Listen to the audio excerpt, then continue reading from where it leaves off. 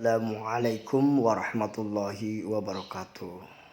Video berikut ini adalah tentang bagaimana menjadi fundraising. Selamat mendengarkan. Video yang satu ini, fahami dan pahami. Himpunan Dompet Duafa hari ini setahun itu 300 miliar. ACT itu tahun lalu atau tahun sebelumnya saya nggak tahu, tahun lalu mungkin penurunan. Tahun lalu itu juga lebih dari 350 miliar ACT. Bayangkan dengan Lasarva yang hanya 16 miliar. Ya, jadi itu berpengaruh kepada apa? Kepada fasilitas gaji bagi Amil. Amil hanya boleh ngambil 12,5% daripada himpunan. Ya, dan ini tantangannya ini untuk menggalang dana kiswah dari masyarakat dan mensukseskan target atau amanah yang diberikan kepada kita ya. Kemudian yang kedua ingin kita mendapatkan pembekalan strategi ya, atau kiat-kiat, barangkali kiat-kiat ya dari para aktivis ya yang biasa di sini bergerak di bidang penggalangan siswa. Pasti ada apa ya, ada kiat-kiatnya, pasti ada ilmu-ilmunya gitu, sehingga mereka bisa sukses mengadakan siswa kita. Sehingga kita harapkan para peserta ya itu lebih lebih percaya diri gitu, lebih pede gitu ya, lebih pede, memiliki kemampuan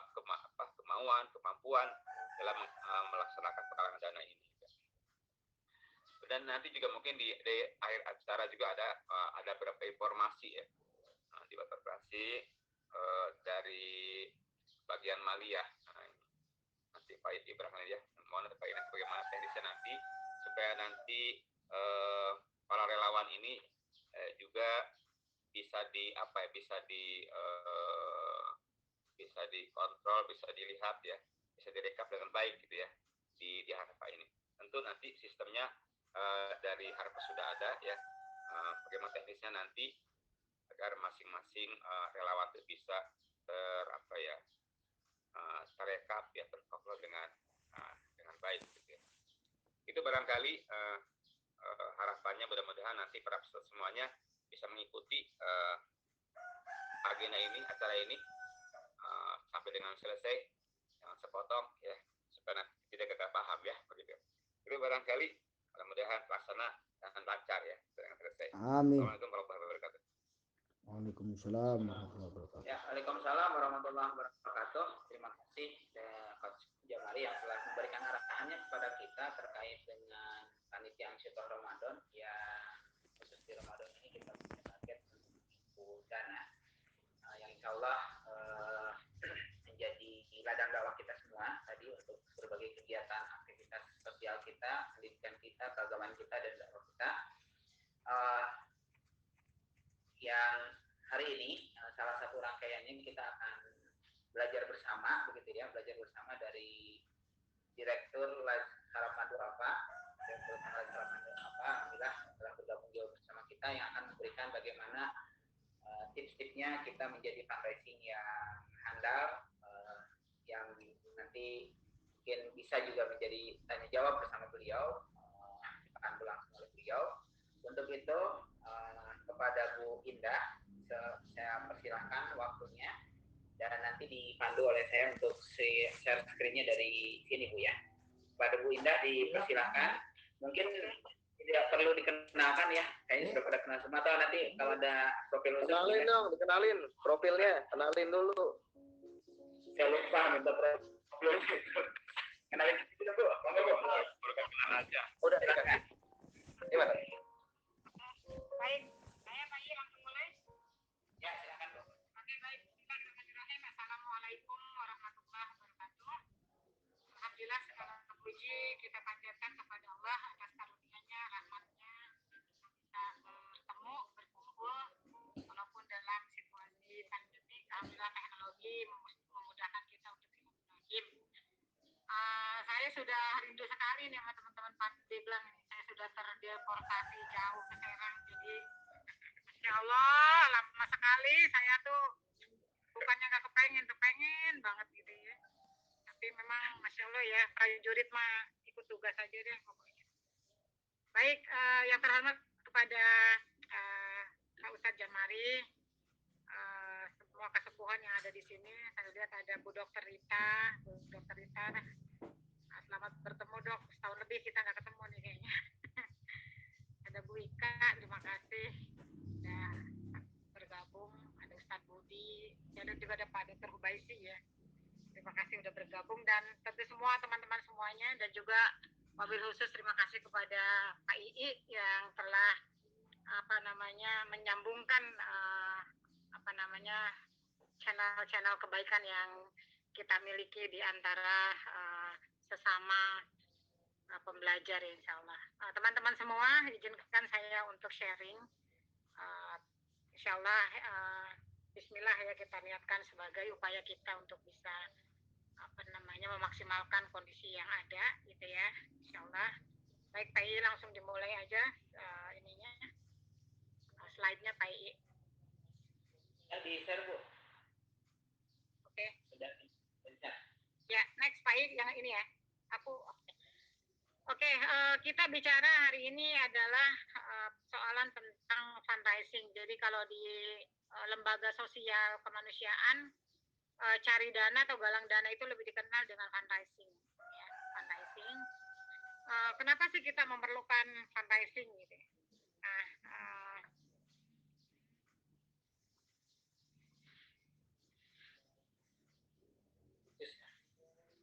saya nggak bisa nih Pak I, next bisa dibantu nggak dari sana? Oke. Kalau perlu ya. nanti di bantu ya, bantu sama Pak I ya. Oke, sip. Jadi teman-teman sampai hari ini kenapa sih kita harus secara serius memikirkan bagaimana fundraising harus dikelola dengan serius. Walaupun nggak serius ya, intinya adalah kita mempersiapkan jauh lebih baik daripada setiap tahun gitu. Karena di dalam fundraising inilah nanti proses-proses perjuangan gitu ya. Itu kita bisa menanam kebajikan dengan lebih banyak. Jadi kita juga harus memahami bahwa dan realistis ya bahwa selama ini ketika kita akan melakukan proses kebajikan itu kita perlu uang ya, perlu dana nggak kira-kira? Perlu. Sebagian besar mungkin nggak terlalu diperlukan gitu dana, hanya cukup dengan senyum. Tapi rasa-rasanya hari ini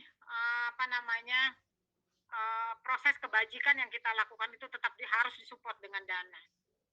Kita memahami bahwa teman-teman yang hari ini mau pemilihan kepala desa dan lain sebagainya itu mau tidak mau bahwa proses segala kebajikan itu tetap ada unsur dana gitu. Nah, jadi untuk keberlangsungan proses kebajikan kita harus melakukan fundraising atau penggalangan dana ya. Next.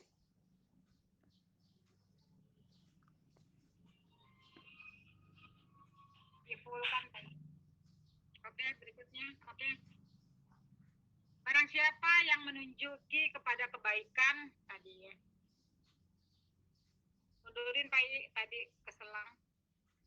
Barang siapa yang menunjuki kepada kebaikan maka dia akan mendapatkan pahala seperti pahala orang yang mengerjakannya.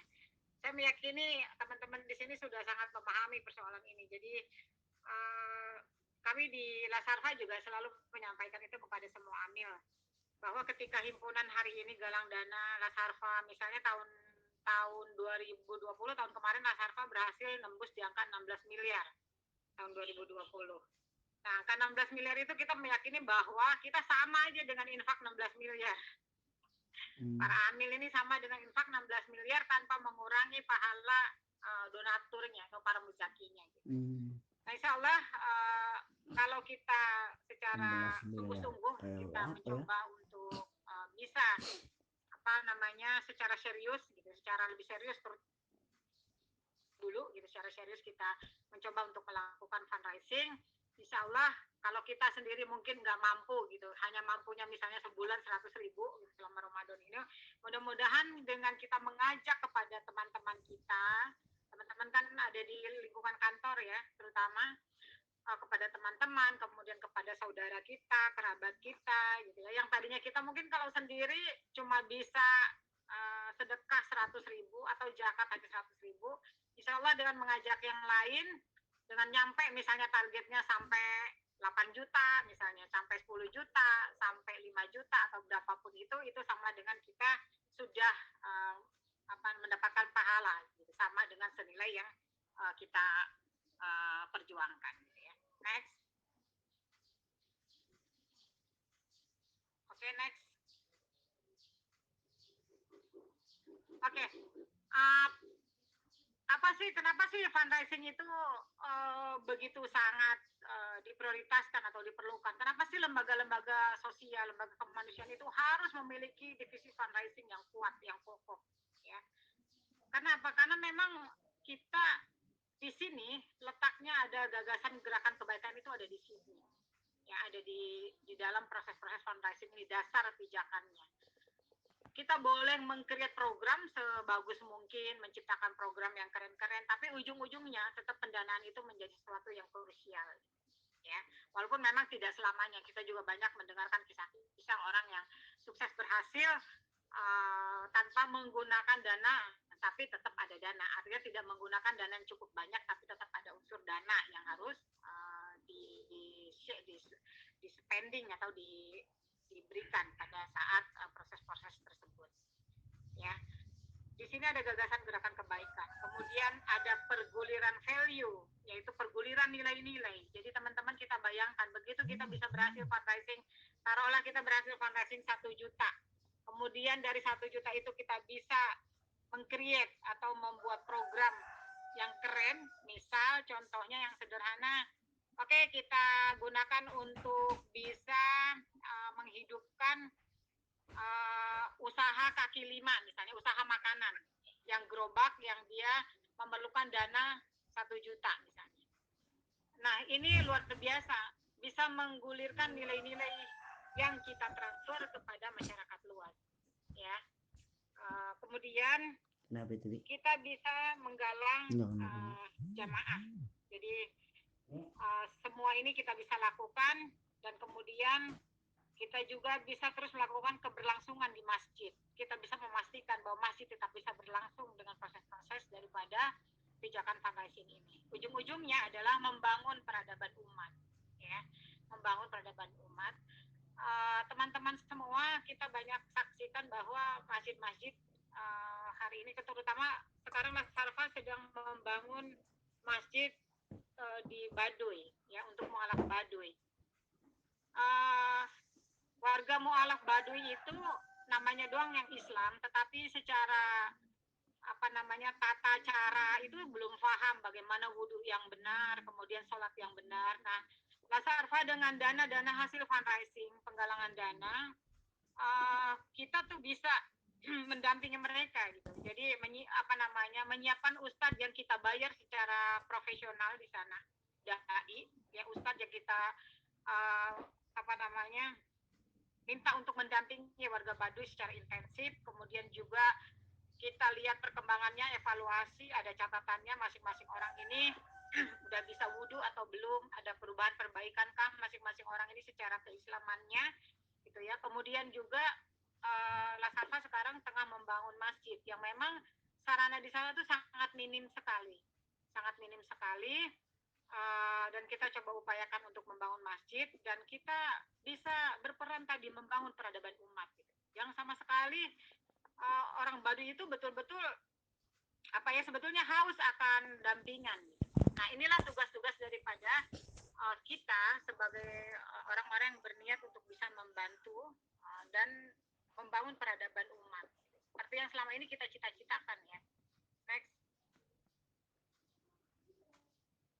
Potensi dana nih 19,3 triliun katanya, ya. Ini dana hanya CSR, tapi ini kayaknya ini asumsi di tahun 2019. Mungkin sekarang kalau pandemik mungkin sudah turun juga, ya, karena situasinya berbeda. Next, saya nggak akan bahas itu. Next. Kemudian teman-teman semua, kadang kita gini, dalam pikiran kita hari ini pandemik, ya. Hari ini pandemik. Kemudian di dalam perasaan kita orang-orang fundraising atau teman-teman yang ditugaskan oleh jamaah untuk bisa menggalang dana gitu. Ada perasaan skeptis atau ada perasaan ini dulu down turun. Kenapa? Hari gini ini orang lagi pandemik, boro-boro orang makan aja lagi susah. Masa kita ditarget sih untuk nyari dana gitu deh. Masa sih kita ditarget untuk bisa fundraising?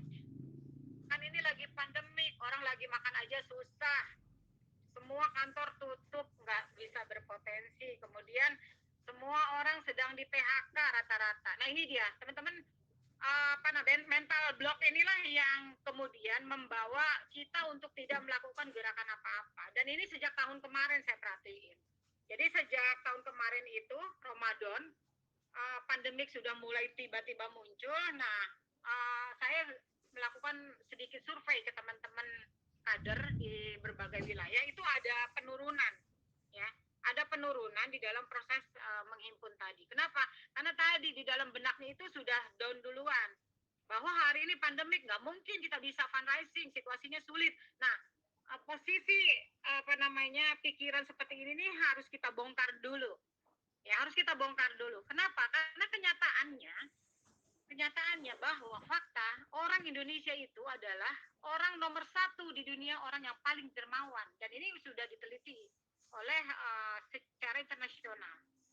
Di sini tingkat daripada kedermawanan Indonesia itu mengalahkan negara-negara yang lain. Ya, sebanyak 59% tuh paling tinggi Indonesia, kemudian dipepet oleh Australia. Ya, kemudian New Zealand 58%. Kita masih lebih tinggi daripada negara-negara yang modern, dan juga tentu dari negara Malaysia, Brunei, kita masih unggul karena kita nomor 1. Ya. Dan teman-teman semua, tingkat partisipasi warga Indonesia itu untuk menjadi volunteer atau menjadi relawan itu 53%. Ini sangat tinggi sekali. Jadi jangan mengunci dulu ya, jangan mengunci dulu persoalan ini. Di lingkungan kerja kita bisa ajak teman-teman kita untuk menjadi volunteer, menjadi relawan. Jangan yang susah-susah dulu. Tadi aja diajak dulu untuk mau mengajak orang bisa bersedekah melalui kita, bisa menunaikan zakatnya melalui kita. Itu dari teman sekitar kita dulu. Itu tingkat kerelawanan masyarakat Indonesia itu sangat tinggi. Dan ini teman-teman harus bisa memanfaatkan situasi ini. Ya. Teman-teman, kalau teman-teman mengetahui bahwa hari ini organisasi internasional UNDP, ya, Save Children yang bukan berbasis Islam, hari ini mereka betul-betul membidik persoalan bagaimana cara lembaga amil zakat selama ini melakukan fundraising. Mereka belajar hari ini. Karena apa? Karena lembaga-lembaga NGO internasional itu tidak pernah melakukan fundraising seperti yang kita lakukan. Mereka selama ini hanya mendapat support dana besar dari pemerintah atau dari mitra-mitra mereka sekaligus besar. Misal, UNDP dapat misalnya 1 triliun misalnya. Itu hanya satu sumber saja dari pemerintah. Misalnya pemerintah Australia misalnya. Ya. Namun lembaga amil zakat, ya, lembaga sosial kemanusiaan kita yang ada di Indonesia itu keren banget. Mereka melakukan fundraising itu secara retail. Retail itu artinya apa? Person to person, orang per orang. Ya, orang per orang. Jadi gimana? Kalau orang per orang, misal hari ini Laserta bertumbuh donaturnya sebanyak kurang lebih 17.000 donatur hari ini.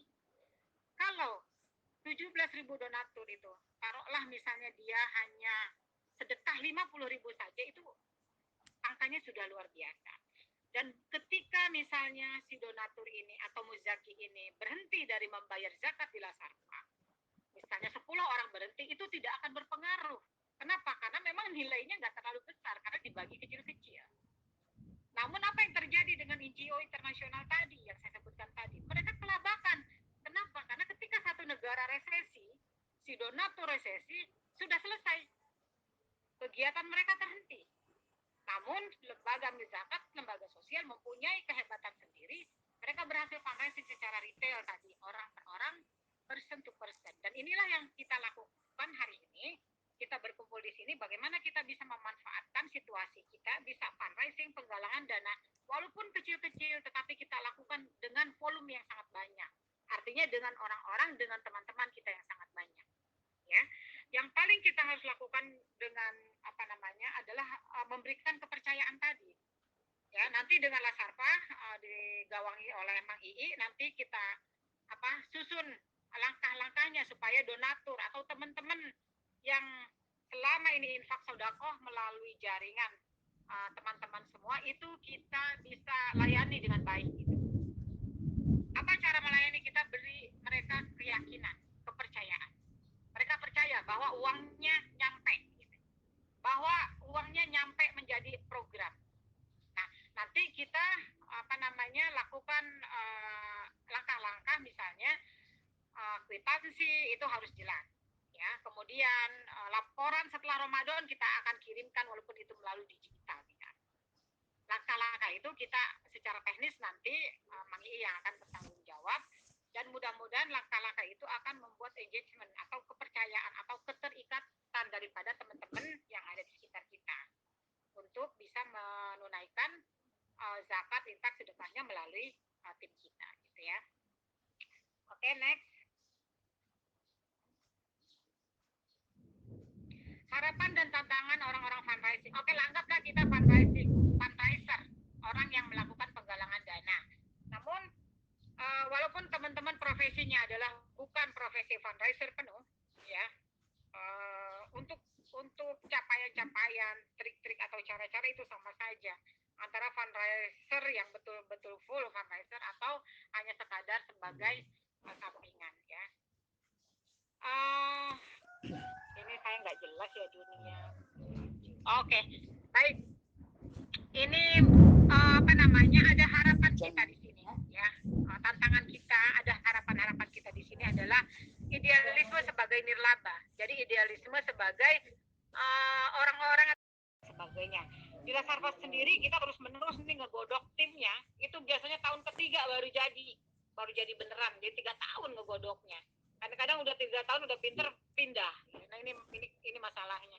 Jadi teman-teman, insya Allah kalau misalnya kita hanya sebagai relawan seperti ini, insya Allah dengan trik-trik singkat, gitu ya, teman-teman udah banyak pengalaman, terutama teman-teman udah sangat dipercaya di lingkungan, melakukan fundraising atau penggalangan dana ini lebih mudah, insya Allah. Next.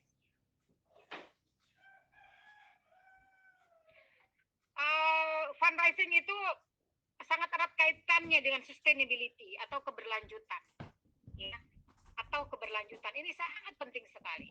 Mungkin Cang Budi nih yang sering ngalamin. Kalau duit nggak ada, itu pondok bisa makan nggak, Cang? Tadi daripada publiknya. Siapa lingkungan sekitar kita tadi? Sahabat-sahabat kita, teman-teman kantor kita, gitu ya. Kemudian kerabat kita, saudara-saudara kita, tengok deh. Kita tuh harus bertanggung jawab kalau misalnya kita memiliki kakak kandung kita. Dia kaya, tapi dia belum tentu bayar zakat. Nah ini yang mesti kita pahamkan, kan kita mengerti persoalan itu. Atau ada saudara kita, atau ada om kita, kerabat kita, mereka kaya, tapi ya, coba pastikan bayar zakat enggak? Karena ini yang paling sulit biasanya dilakukan. Ya, saya di Lasarpa, himpunan 16 miliar tahun 2020, itu 70% adalah dana himpunan dari luar Banten. Dari luar Banten. Jadi intinya Lasarpa mendatangkan dana dari luar untuk bisa mengimplementasi program atau distribusi bantuan di Banten sebanyak itu, ya. Kemudian fundraising tidak saja bentuk kegiatan untuk menghimpun dana, namun mendapatkan segala macam sumber daya untuk kepentingan cita-cita lembaga, ya.